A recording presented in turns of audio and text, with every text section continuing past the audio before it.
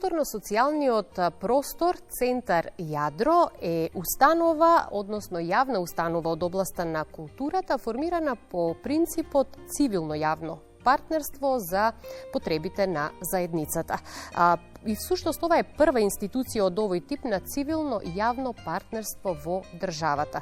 Детали за функционирањето на овој центар ќе дознаеме во наредните минути. Мој гостин е Ѓорѓе Јовановиќ од Центар Јадро. Добар ден и добре дојдовте. Добар ден и благодарам на поканата.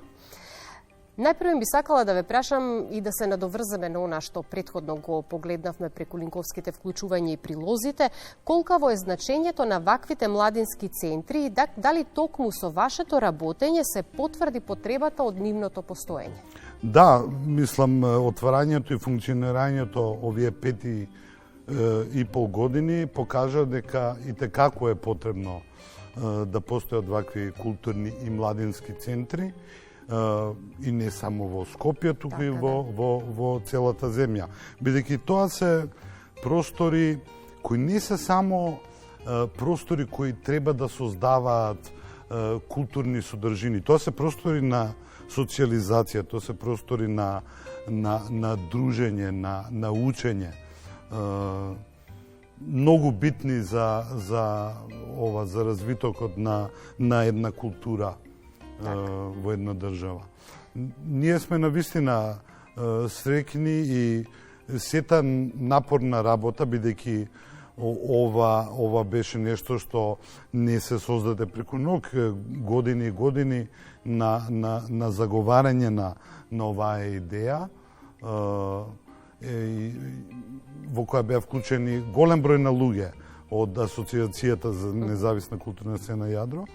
Вродија со плод кој, да, навистина после еден мал јубилеј практично што го правевме минатиот септември, можеме да кажеме дека сме задоволни.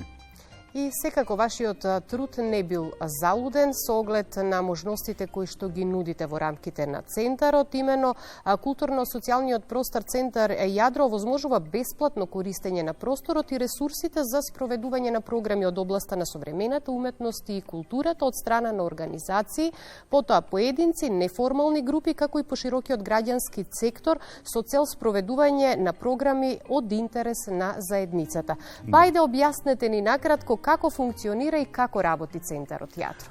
Да, тој практично е отворен за уметниците и културните работници и не само ова од областа на уметноста, туку и од филозофијата, исто така и социологијата и така натаму. Имаме еден интересен модел на отворен календар практично. На нашата веб страница, секој што е заинтересиран може да ја посети и да ги види и слободните термини кои се во месецот или во актуелниот месец или во месеците што доаѓаат и да везицира одреден термин и преку мејл да не исконтактира за програмата што тој тие би сакале да реализираат. Тоа е еден голем дел од тоа како функционира Јадро. Секако отворени за сите оние кои се членови како организации, но исто така и поединци од Асоциацијата на независна културна сцена, а таа брои повеќе од 60 на 70 на активни членови, а исто така и програмата која ние како тим ја работиме низ годините. И тоа е баш разнообразна програма која подразбира не само организирање на изложби или камерни и театарски представи, туку и голем број на работилници од различни области, работилници кои се фокусираат на некои теми и занаетски сегменти од уметностите, а кои не се присутни во официјалните образовни институции, Но исто така и имаме и некое скромно, но за нас многу значено искуство во издаваштвото и еден фестивал кој оваа година по 4-ти пат ќе го направиме, а се вика Малски фестивал. Така. Во просторот на Центар Јадро се планираат различни јавни настани од сите дисциплини на современата култура и уметност. Колкав е интересот и каква е динамиката на случувањата што се организираат, односно се одржуваат и всушност какви настани се одржуваат во вашиот центар? Да. Иако не е тој ова простор многу голем, навистина е многу динамичен. Тој значи е отворен за најразноразлични уметности. Нормално пробуваме со тие нели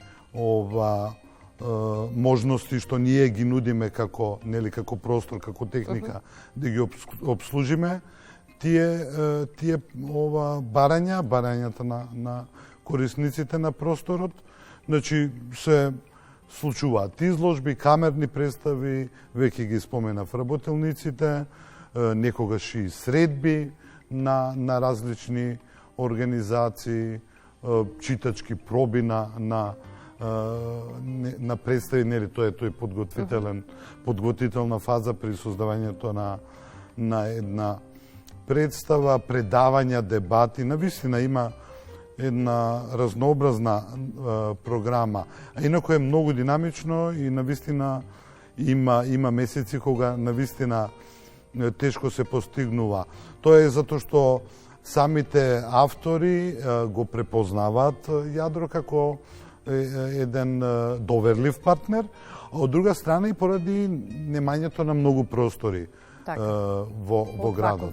Значи, ако само што ова, ако може да кажам, ако во другите градови воопшто нема, тука ситуацијата во Скопје е малку поинаква, но сепак не е доволна за потребите на сцената и бројноста на крајштата на градот.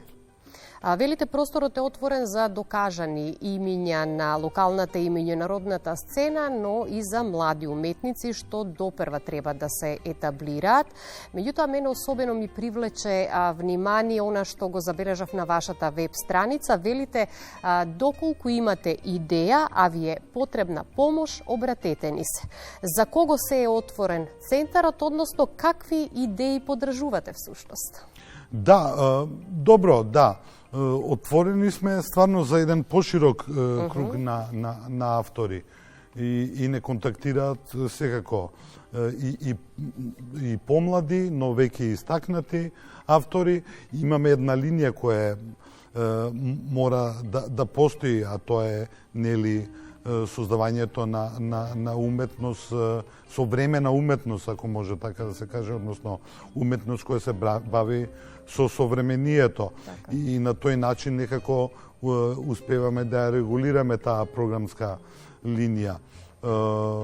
Но секако низ времето сме отворени за многу разни експерименти. Тоа е еден жив процес. Секако ја имаме таа една јасна одредница, што значи дека во Јадро е малку чудно да се случи, да речеме, изложба археолошка, нели? Така, да. И така натаму. Меѓутоа, оно што особено ме интересира, постојано говориме уметниците, сите оние кои што сакаат да изложуваат, да се представат со некаква своја идеја. Но каков е интересот кај публиката?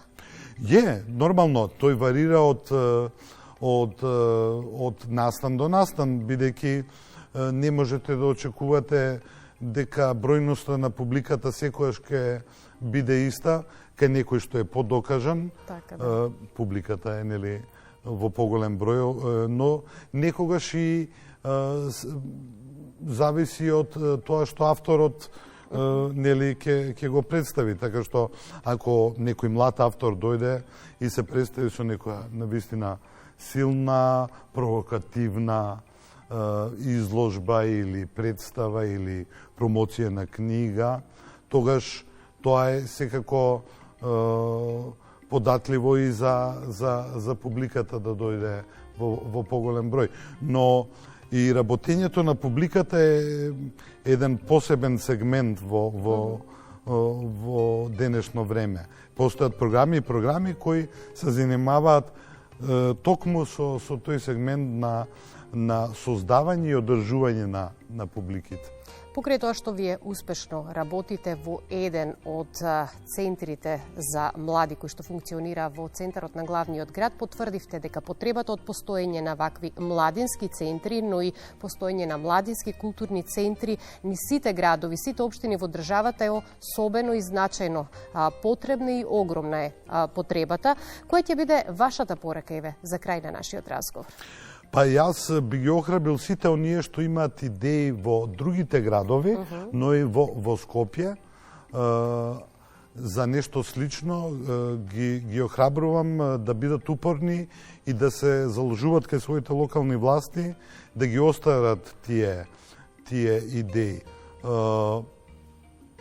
Нема друг начин, мислам, дефинитивно. А живееме во време кога културата, уметноста и не е така, нели, високо на скалилото во општественото живење и ми се чини дека тие состојби мора да се променат, а ова е еден чекор кон промените.